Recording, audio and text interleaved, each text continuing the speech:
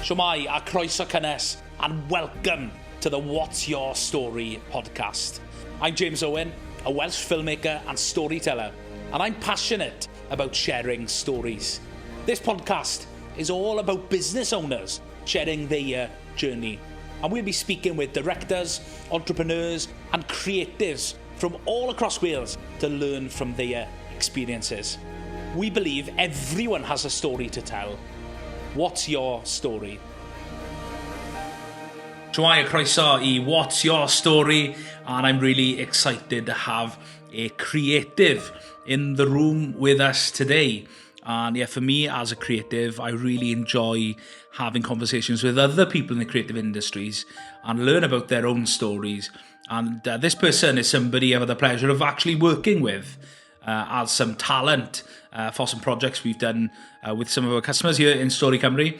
And I'm really excited to have a spoken word poet sitting in the hot seat today, all the way from East Wales, from Barry Island. Are you Penarth? In between them. Sully. He's not even in Barry Island. Or Dinas Powys. Dinas Powys. Yeah. The best place to be if you're a spoken word poet. And great to welcome here to What's Your Story today, Diolch. Thank you for coming, mate. Thank you very much for having me. I'm excited to have a chat. Have a chat. That's what it's all about. It's really having a chat. Getting to know those people. I know what a spoken word poet is. Can you maybe explain to those watching and listening, what is a spoken word poet? I am a poet, me, sitting way up high, preaching in rhyme on my poetry, hoping that somebody will walk by and notice me, because I know the words that I say will find a person to save. With each verse I relay, they will serve to relate, giving comfort to another through the power of poetry. So I do that little poem before I do maybe some workshops and stuff, just to really break down just the power of poetry. So spoken word is, of course, first and foremost is about self-expression. We don't just write the words, we recite the words.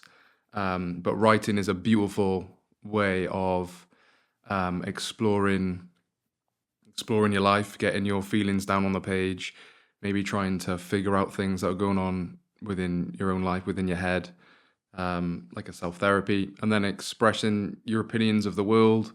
If you've got a passion about something, it's all those amazing things through the medium or through the power of poetry.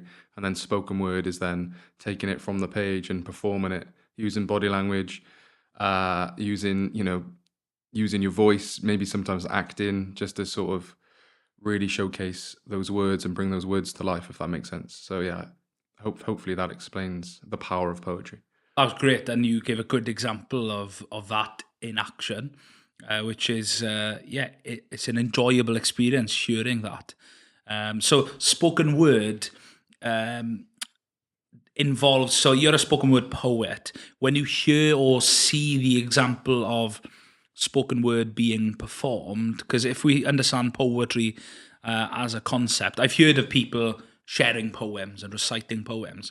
So what's the difference between reciting a poem and then this spoken word? Because this is something that, when growing up, I never really heard of this medium. I've always heard of poetry, and growing up and learning in a Welsh school, poetry, barddoniaeth, it's something very much that is part of Welsh identity, poetry. So what makes the difference between just writing and performing a poem versus then what is now spoken word? That's a good question. So you've got page poetry and stage poetry or performance poetry. Or spoken word. So I think page poetry, there is definitely a difference. And you've got a poem. Pretend this is a blank canvas. The poet can do whatever they want with that blank canvas. So they might write a line over here, and then they might write a line over there, but that means something on the page. So within that poem, they would justify why they've gone over there. And I would say page poetry is probably, you have to sort of analyze it a little bit more. It's probably more difficult to really grasp. Well, maybe not more difficult, but you have to analyze each line. Like, there's a reason why that line's there. There's a reason why that poet's made that decision on the page. So yeah, and then when it comes to stage poetry, when it comes to spoken word, I think personally, it's probably more relatable. It's still full of metaphor, full of wordplay, lyricism, storytelling, rhyme or not rhyme, up to you. I love to rhyme, so I would say 85% of my poems rhyme.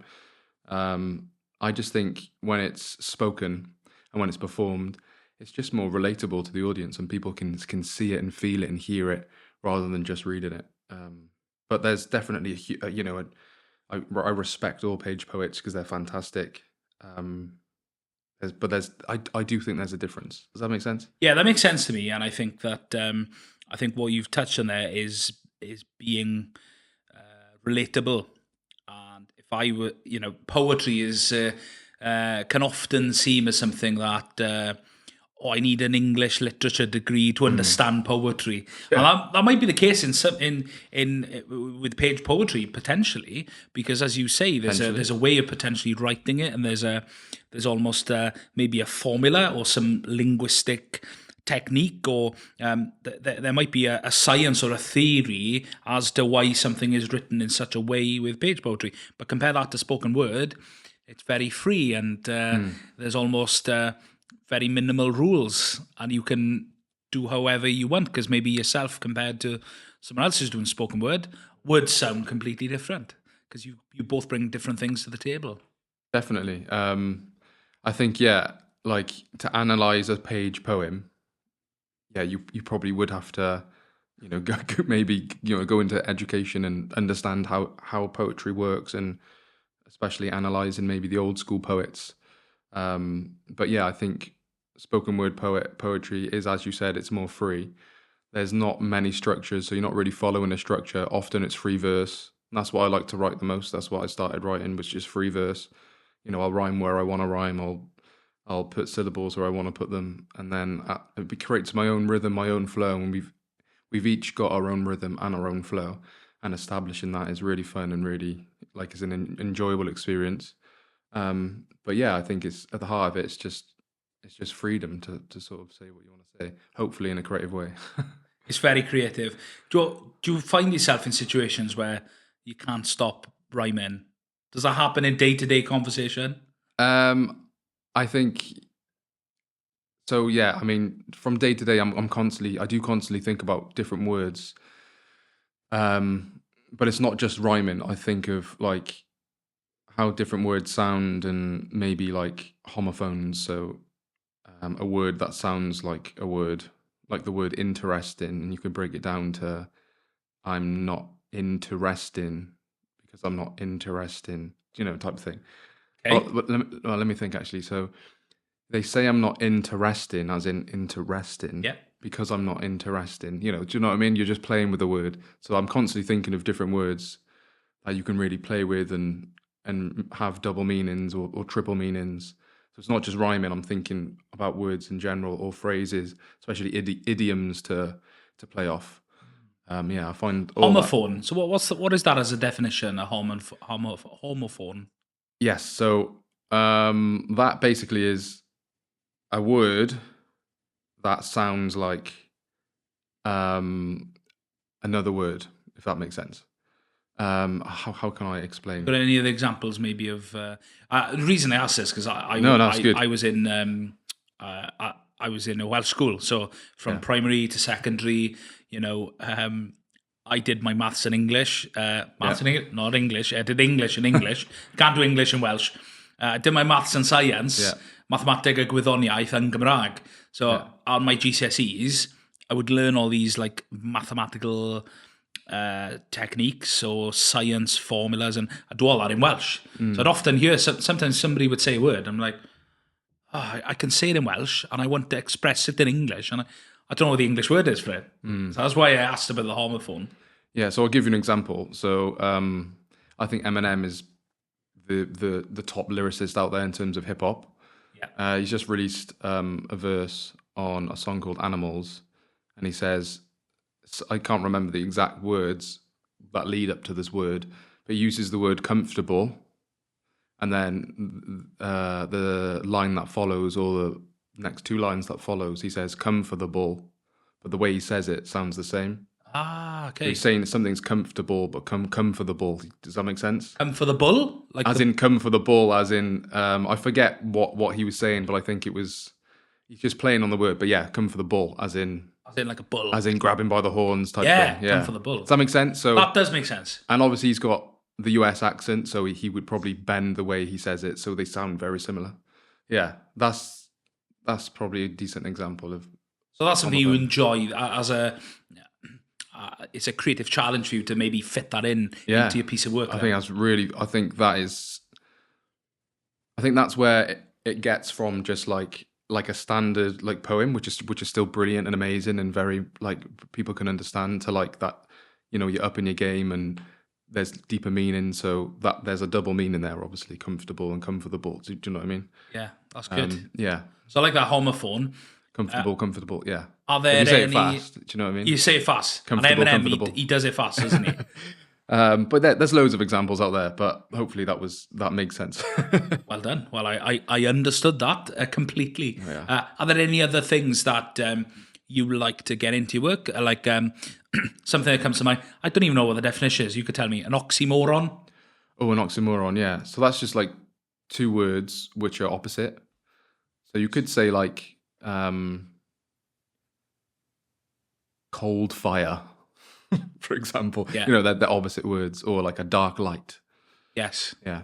So are there any of those sort of English language techniques or theories or definitions? Are there any of those that you look to as another creative challenge of things you like to get in, or you're a homophone guy? That's like your thing? No. Yeah, I mean, as a writer, you weave all different techniques into it, but how can I say this? I don't go out of my way to think of specific oxymorons or homophones or whatever. I just, if something happens to pop into my head and it is an oxymoron, then wonderful, I'll use it. Does that make sense?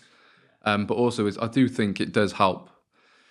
Like as much as when I write, let's say when I was younger, I was already writing oxymorons, but I didn't know what an oxymoron was. Does that make sense? Yeah. I think it's important to like write and just be creative with it, and then people point out like, oh, actually, in this book, in this English literature book, this is what you've done here, da da da. But maybe naturally you just do that anyway. That's important. But then when you do understand what you're doing, learning about an oxymoron, for example, that's only gonna sharpen your pen, and you're gonna be able to weave it into your rhymes, into your work a bit better. Does that make sense? Yeah, that makes sense. Yeah. What do you think your style is? My style. I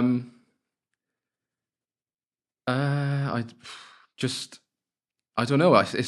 I've written so many different poems. Some that rhyme and are like have heavy rhymes, internal rhymes, end rhymes, multi-syllable rhymes, and I've written some poems that don't rhyme. So, what my style is, I don't know. I just, as I said at the beginning, I think we're all born with our natural rhythm, and when we start writing or putting things to music, hopefully it takes time, but you can develop your own style and your own voice, your own tone type thing, and all of that, of course, is influenced by people that you maybe aspire to be like. Yeah. Maybe not aspire to be like, but influenced by people who have inspired you. That's what I'm trying to say. Yeah, like in my world, in film, you've got the likes of your Wes Anderson.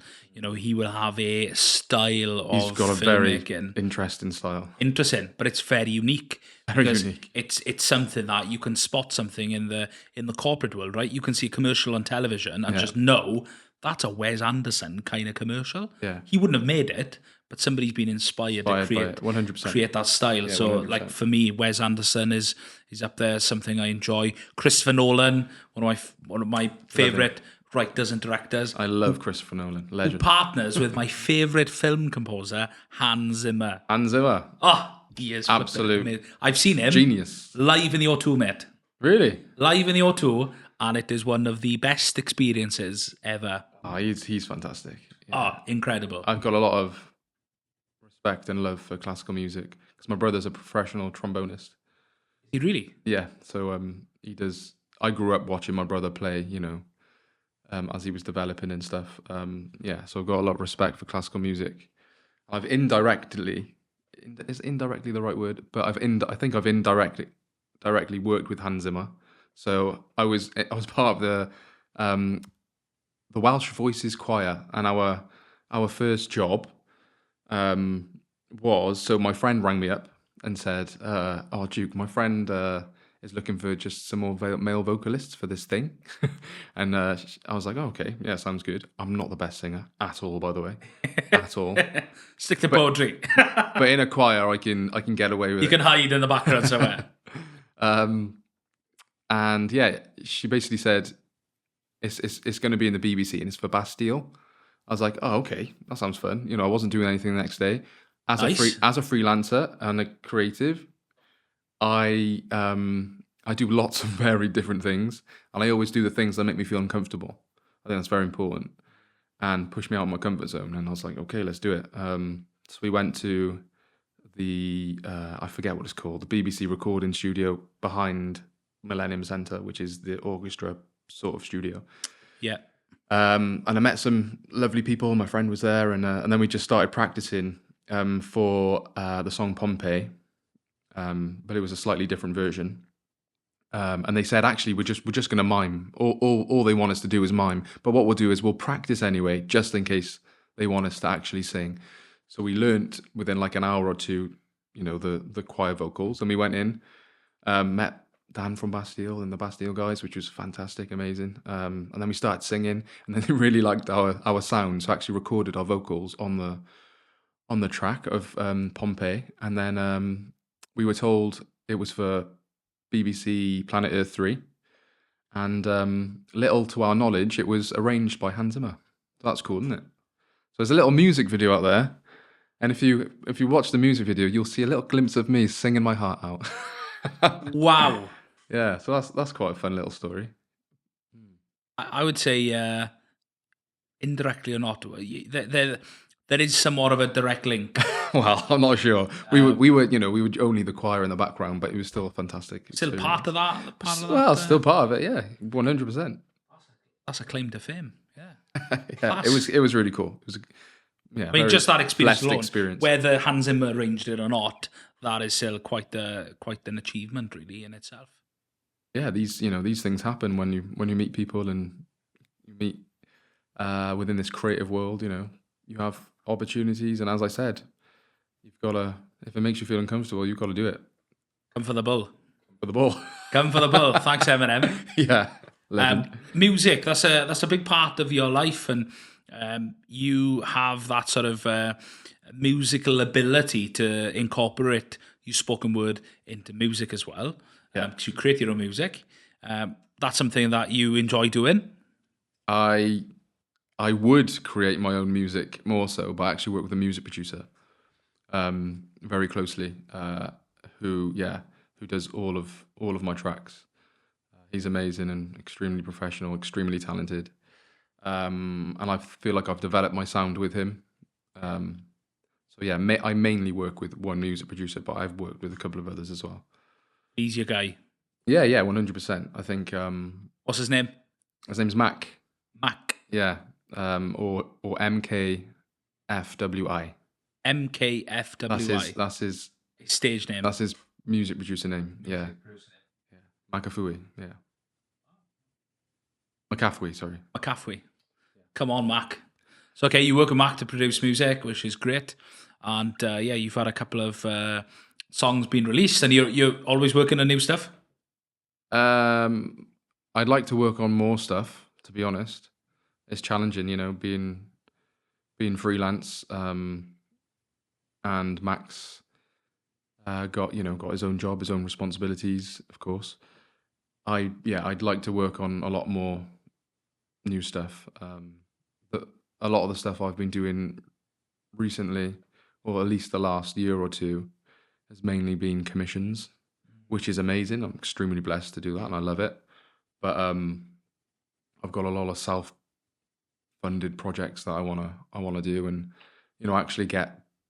Even though like I write the commissions and it's still my work, I want to get my work as in what's come from my brain, and I want to put that out in the world and show people. Which is tough as a creative. We've got similar Similar values, I think, in this sense, because there's the work that we want to create, which might not pay us a lot of money, and there's the work that we can create to earn a living. And there's this constant balance of doing the things we enjoy and love. But maybe, we need more time to work on those things, but you can't make more time if you need to pay the bills ultimately, isn't it? So there's this balance of getting the commissioned work to earn a living, but also then being really passionate about the music, because the music might be that's your way of expressing your self creativity.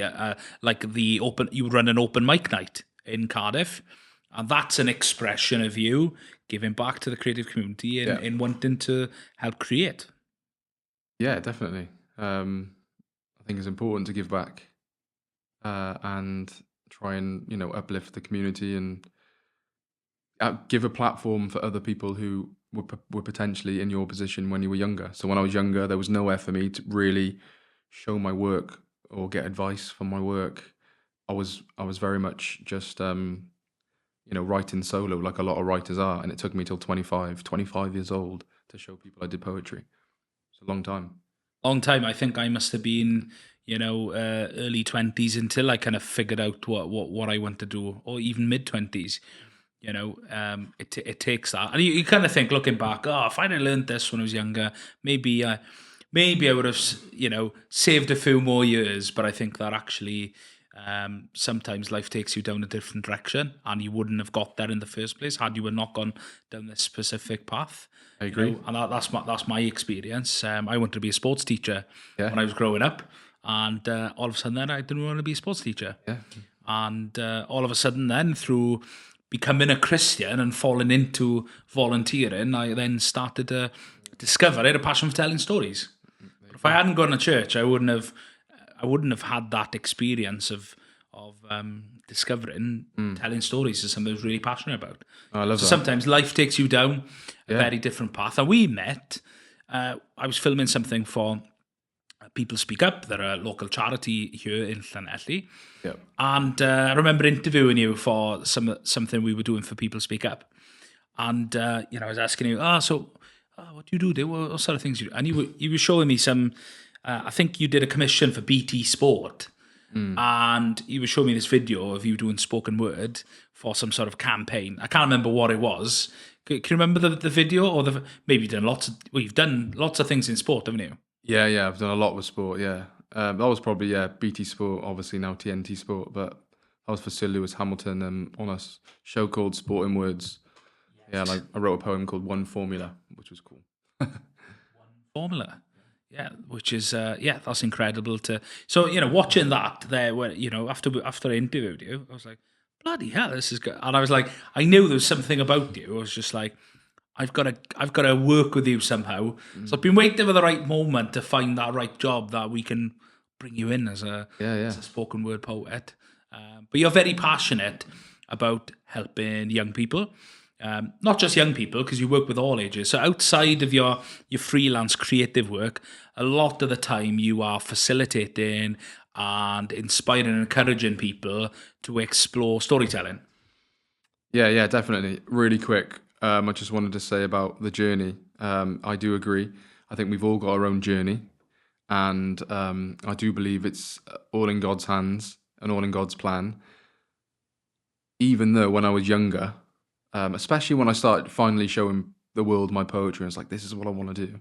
I was 25, and in my head, I'm like, oh man, like I'm not early 20s, and I'm trying to thinking in my head, oh, maybe I need to get this out, I need to get this out, I need to really quickly, get all my, work together and show people what I do, And it's, actually the way it worked was absolutely spot on, I needed to go through a lot of things before I was able to do this as a job, because a lot of my job, or part of my job, is also, talking about my lived experience with OCD and Type 1 diabetes. And I've been doing this for 4 years full time now. I'm 31, and towards the end of my 20s was only the time I was ready to really start talking about these experiences, because I understood. It was my understanding of suffering. And I know I'm going off on a bit of a segue now, but this is an important part of my story. So In my late 20s, I understood my own suffering, right? And I don't use suffering lightly. You know, people might throw the word about here and there and think, oh, really, if you suffered? I did suffer. OCD is extremely debilitating. Really quick, just to break down that stigma. So what OCD is you have an intrusive thought, which is linked to your ethics, morals, values, things, and people that you love. So when you have the intrusive thought, you really think, oh my days, I don't want that horrible thing to happen. Like, that's the worst thing that could ever happen. But what makes it OCD is that you feel responsibility to prevent it from happening by performing something called compulsions repetitively over and over again. Compulsions can take any form. Lots of mine are in my head. They're called mental compulsions, so it's called pure OCD. But you see people checking and doing things. They're not doing it because they want things perfect. People have hygiene OCD. They're not doing it because they like things clean. I knew somebody with hygiene OCD, and the reason why they were washing their hands all the time is because they were a doctor, and they were currently going through their doctor training, I think working in the lab, and then they thought, yeah, but what if I get HIV? Like, that was their intrusive thought, which is completely irrational. We all know it's irrational. I shouldn't really use hygiene OCD as an example, but because it's so stigmatized. But anyway, that was the intrusive thought. So remember, it's linked to your values and your morals. So she valued her job so much. She's a doctor, so that's why it attacked that. Does that make sense? So uncertainty plays a vicious role in OCD. That's when it gets a hold on you, and it's like, right, there's not HIV on this table, for example, but what if there is? See what I mean? And then you wash your hands just in case. And you wash your hands just in case. Then it becomes really, really full of anxiety. And then you're washing your hands until your hands bleed. And it can take over your life. It's horrendous. Mine is more pure OCD. So compulsions in my head. So basically what I'm saying is extremely debilitating. I try my best to break down the stigma of it. Type 1 diabetes, yes, I got diagnosed at 23, injecting insulin now for the rest of my life. You know, very, very much very much a change in lifestyle, should we say, you know, but hey, you know, that's life. They're my things, they're my challenges, and so on and so forth. So yeah, at the end of my 20s, I realized why I had to go through those things, because I started to talk about them. I started to use my poetry to write about them, and if it resonated or helped that one person, I was like, oh, this is amazing, this is fantastic. And now I've gone to London, and I've spoken at the OCD Action Conference. I've gone to Colorado and spoken about OCD, my lived experience. I've spoken for Diabetes UK about my type 1 diabetes, still weaving my poetry into these talks. And I was speaking to a very good friend of mine. He's also a spoken word poet. I encourage you to get him on. His name's Di Woolridge. Diamond. You know Di?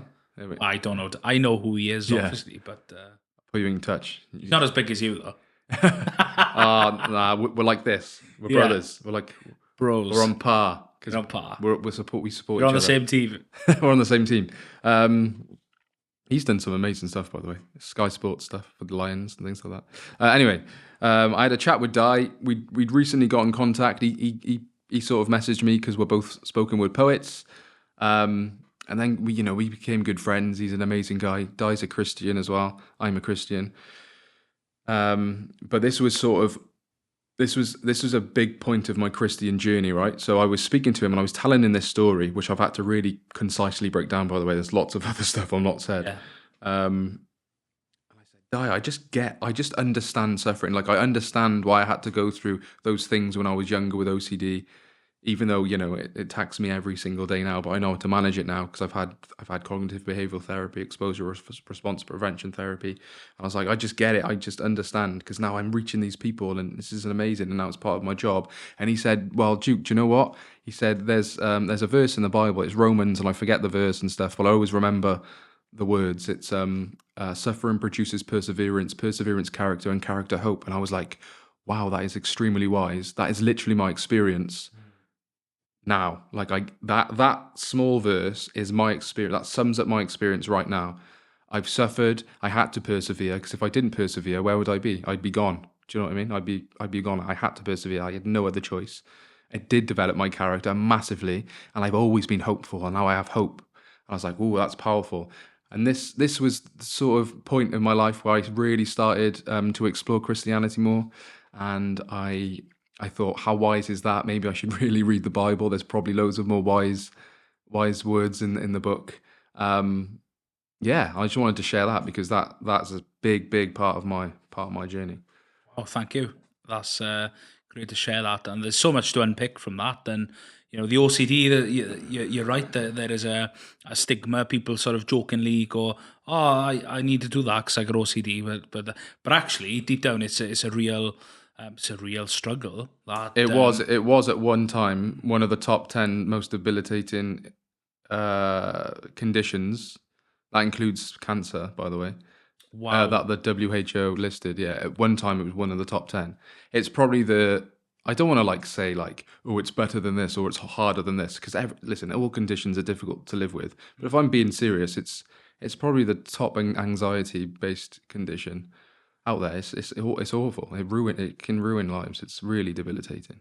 But it hasn't ruined yours. Hasn't ruined mine, but it's been a challenge. Challenge. When I was 12 years old, my first intrusive thought.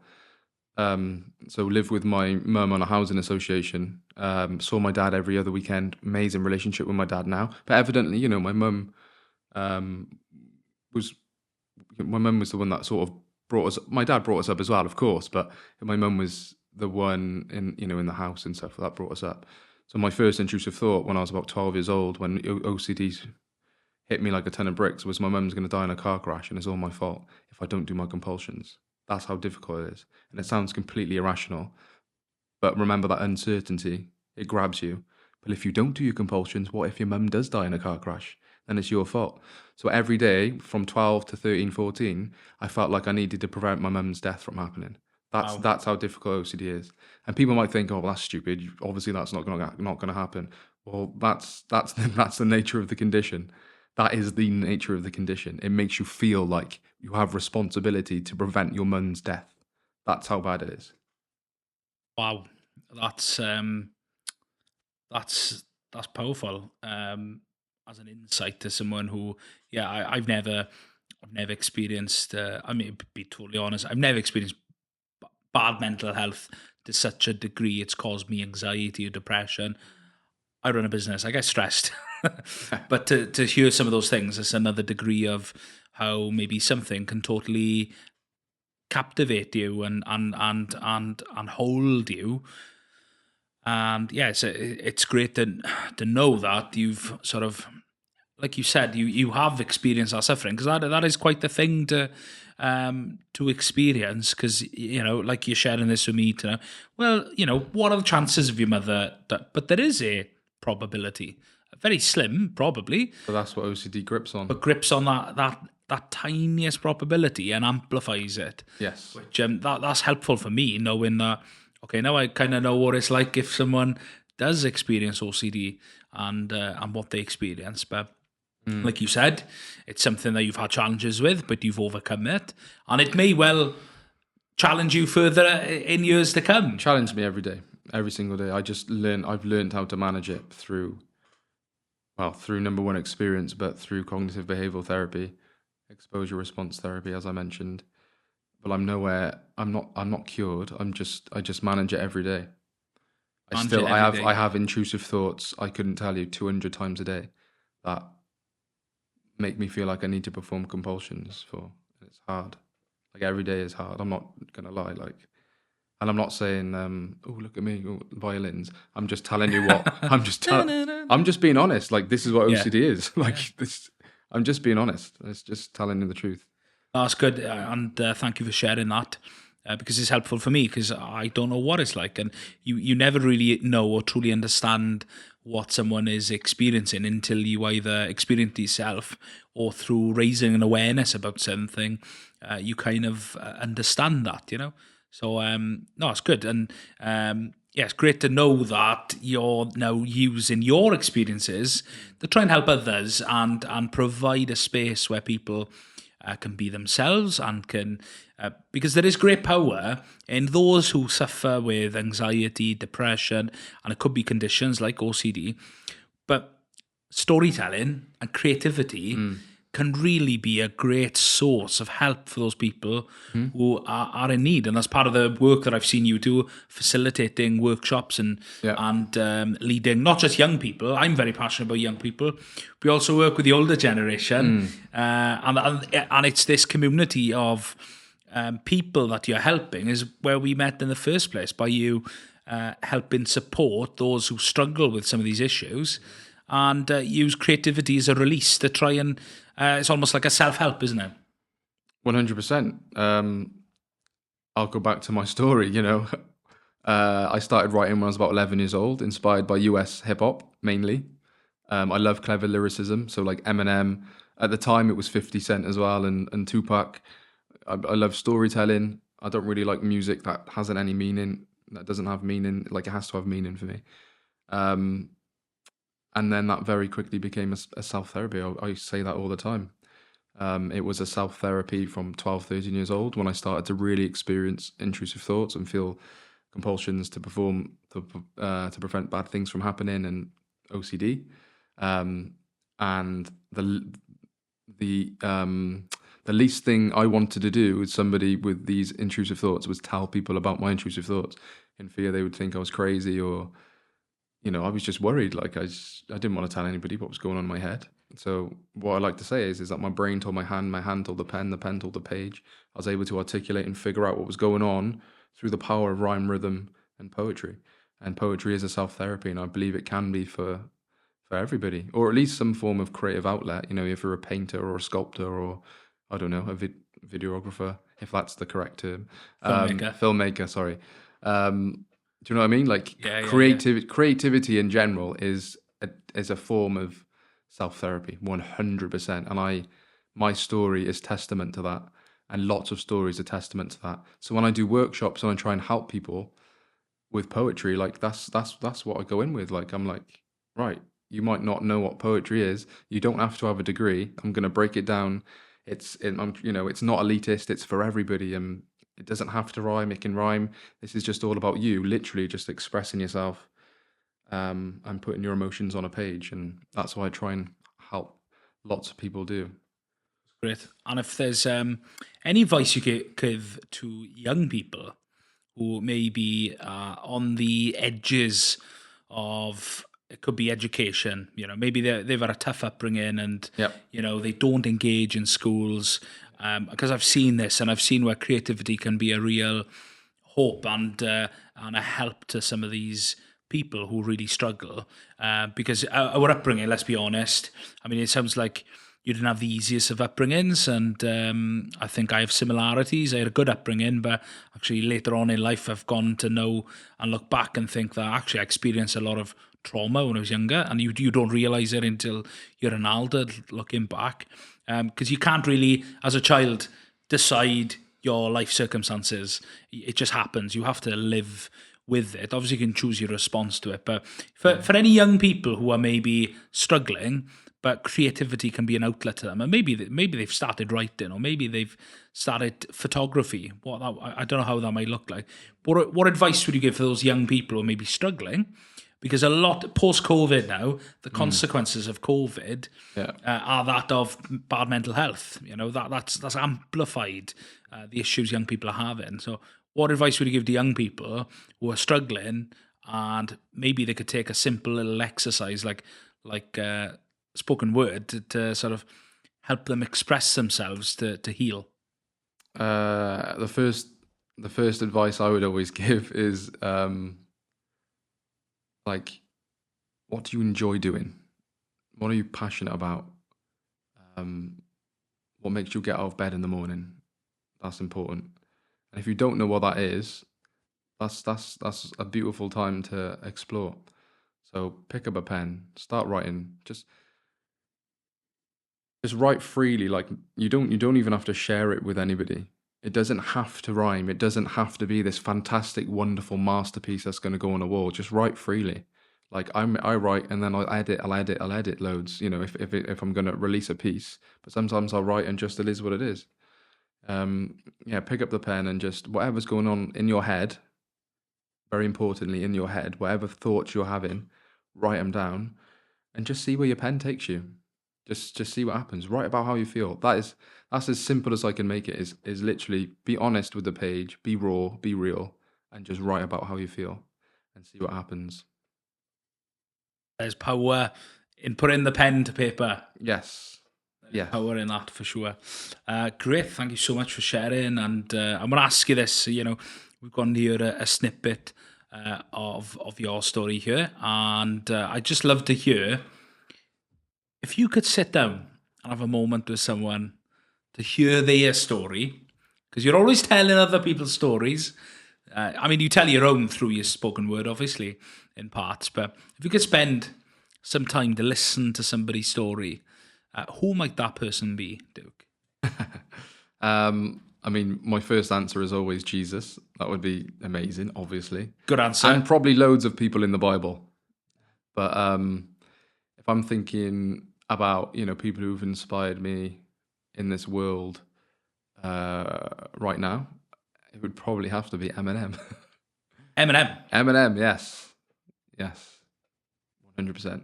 Just because I think he's the top lyricist out there, and I just think he's so clever with his pen.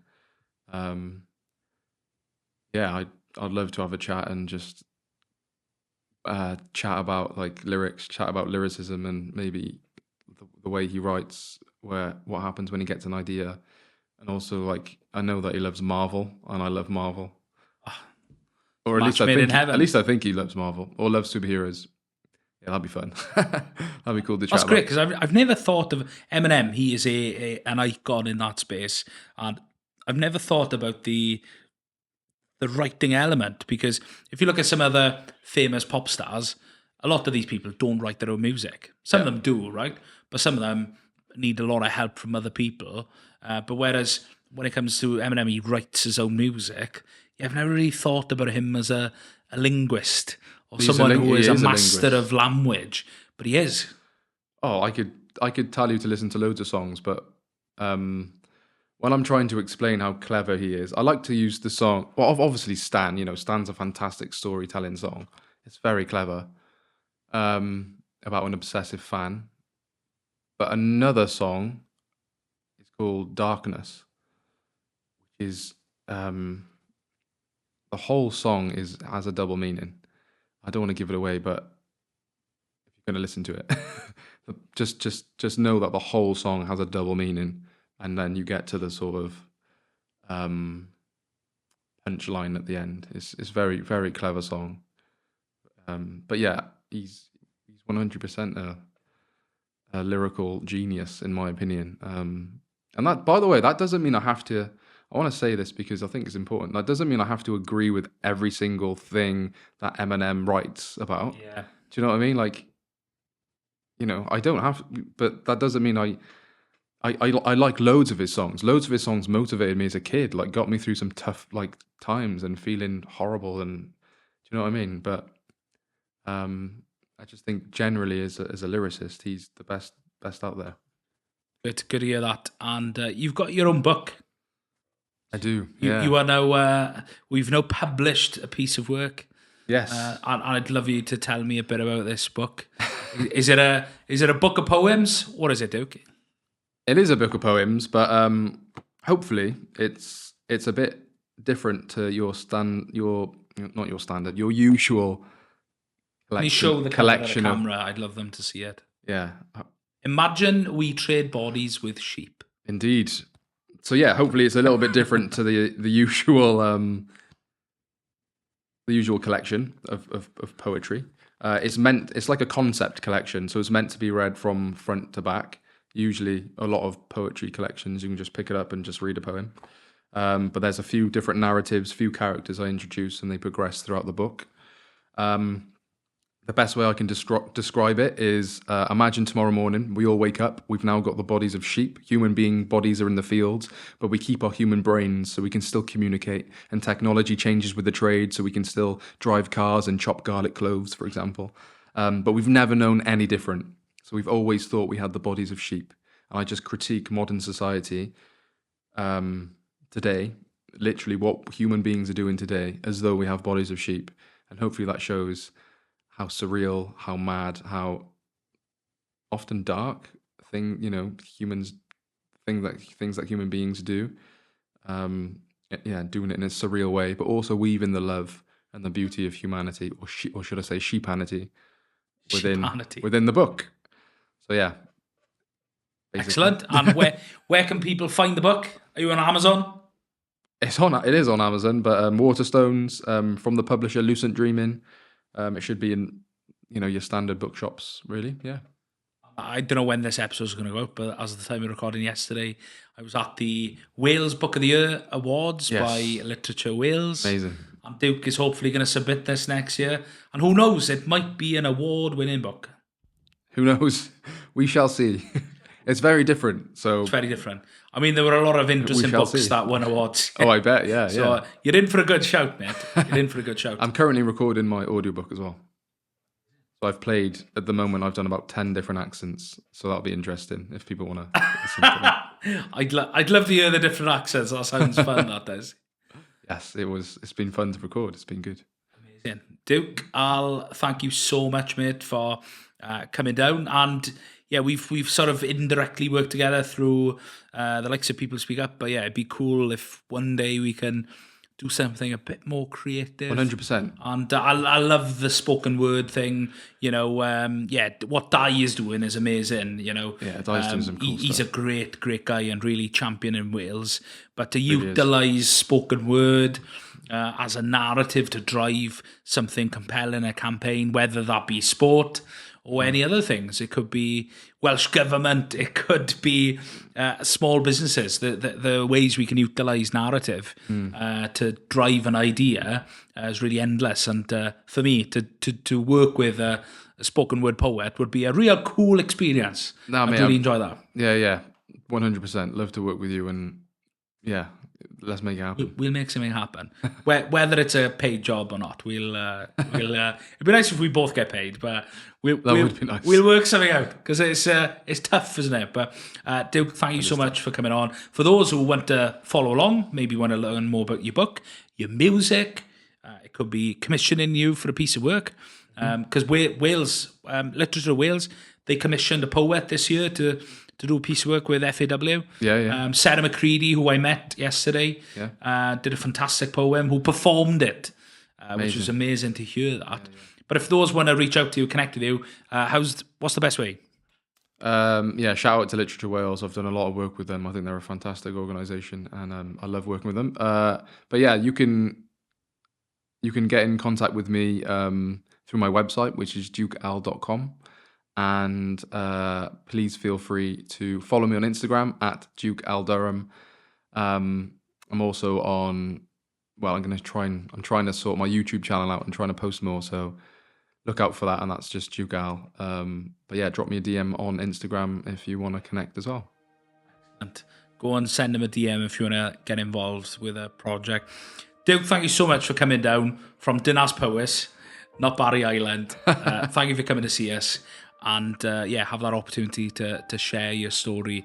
I really appreciate you giving up your time today to hopefully inspire a new generation of writers, poets. Really appreciate you coming down and sharing your story. Diolch. No worries. Thanks for having me. Cheers, mate.